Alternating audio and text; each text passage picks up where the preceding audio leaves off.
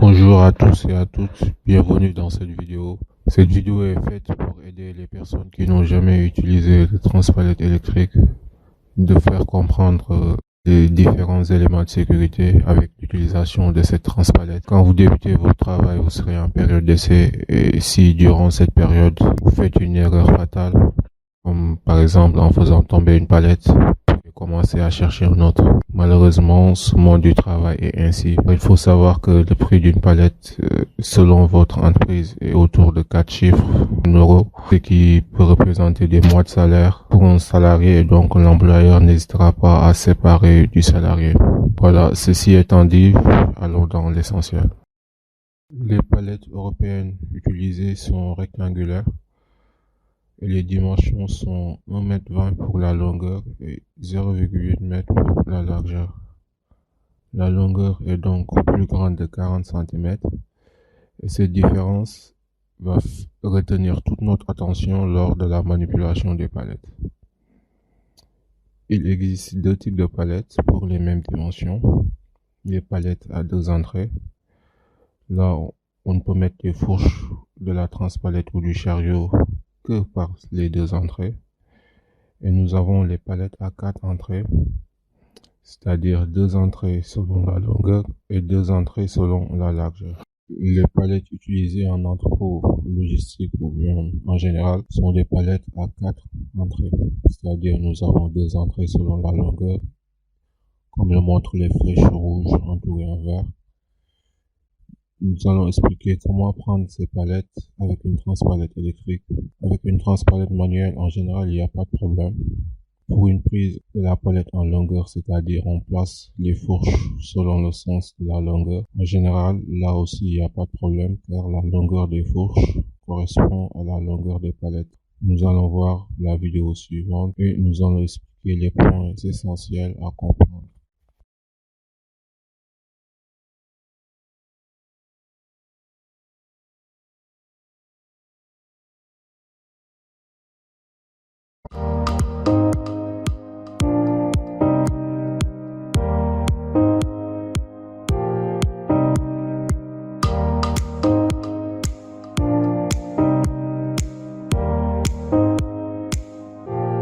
Revenons sur deux points importants à prendre en compte. Ces deux points sont entourés en rouge.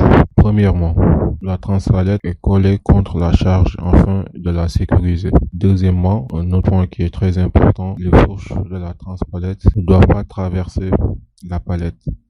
Ce point est crucial pour ne pas abîmer la palette. Vous devez absolument vérifier cette condition avant de soulever la charge, car si vous soulevez la charge avec les fourches qui dépassent, vous risquez de casser la palette. Si les fourches dépassent, vous soulevez la palette avec une transpalette électrique, la force exercée par les fourches en contact avec l'extrémité de la palette va abîmer cette dernière, puisqu'il n'y a pas de charge, c'est-à-dire pas de poids à cet endroit-là. Ce point est très important à savoir et à comprendre. Quand vous transportez une palette avec une transpalette électrique et que ces deux conditions sont vérifiées, vous êtes au maximum du respect au niveau de sécurité pour transporter la charge. Tout ce que vous devez comprendre, c'est de respecter ces deux conditions. Même si vous n'avez pas fait de formation, Cassé Souviens, on vous a pas montré comment utiliser la transpalette électrique. Si vous vérifiez ces deux conditions, vous n'aurez pas de problème. Une autre condition aussi est de transporter la charge en la tirant et en regardant devant soi afin de voir un éventuel danger. Il est important de se mettre sur le côté en tirant la transpalette pour ne pas faire un choc de la transpalette avec les pieds. Il est important de vérifier le poids de la charge aussi avant de la soulever.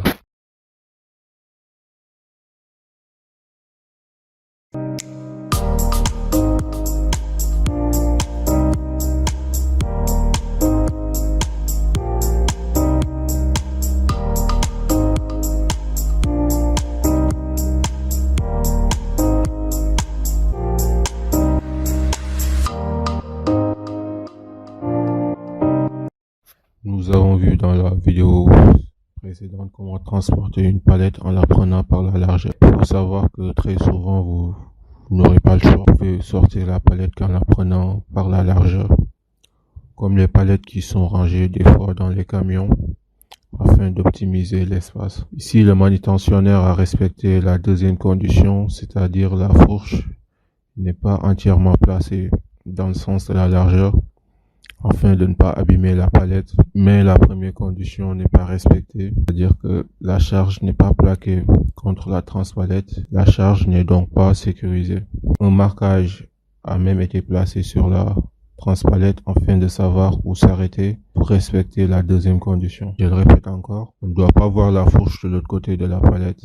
Si on utilise une transpalette électrique, le bout de la fourche doit rester à la limite de la largeur de la palette. Vous pouvez faire un marquage sur la fourche pour savoir où s'arrêter si vous prenez la palette selon la largeur.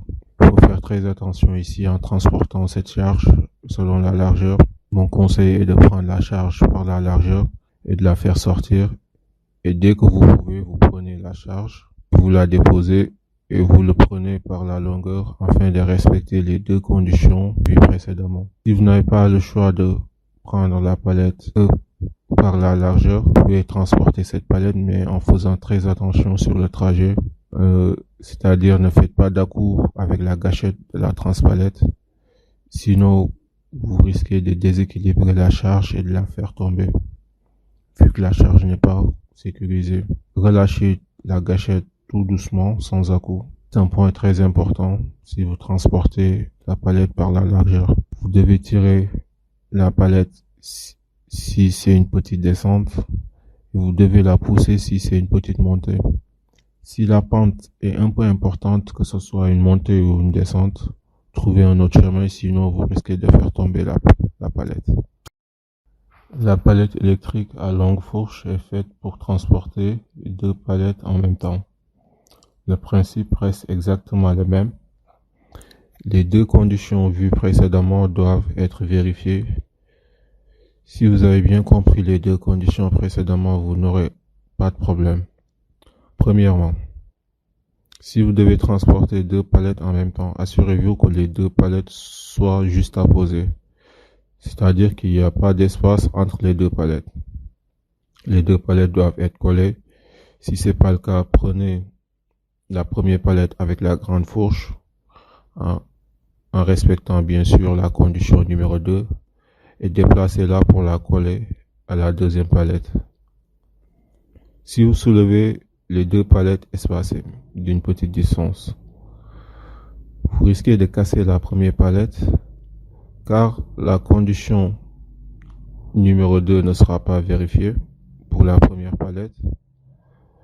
La transpalette électrique exercera une force sur le bout de la première palette qui n'aura pas de charge en ce moment et la cassera. J'insiste encore, mais il faut bien comprendre ce second point. Si c'est pas le cas, regardez cette vidéo autant de fois nécessaire afin que vous compreniez. La fourche de la transpalette ne doit pas sortir à travers la deuxième palette aussi. Une fois que les deux conditions vues précédemment sont respectées, les deux charges peuvent être transportées en sécurité comme vu avec une fourche courte. Un autre point à faire attention, c'est quand vous tournez avec une transpalette à longue fourche. Comme les fourches sont longues, l'angle pour tourner est plus important. Je vous conseille de se mettre au milieu de l'allée et de tourner et de ne pas tourner tout de suite, avancer jusqu'à peu près au milieu de la fourche et ensuite de tourner, et en tournant n'hésitez pas à braquer au maximum la transpalette tout en y allant doucement et en vérifiant que l'extrémité des fourches de la charge ne touche à rien. Je vous mets une vidéo que je trouve intéressante pour terminer.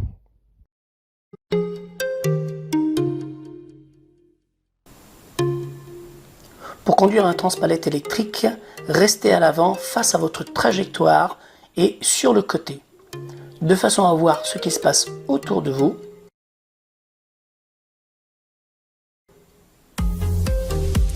Toujours bien regarder devant vous pour voir le danger.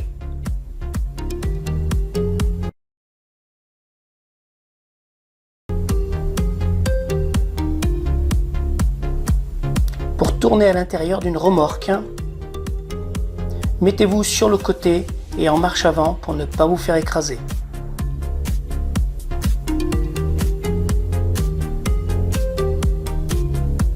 À l'intérieur d'un fourgon, les parois sont rigides. Placez-vous sur le côté pour contrôler votre trajectoire.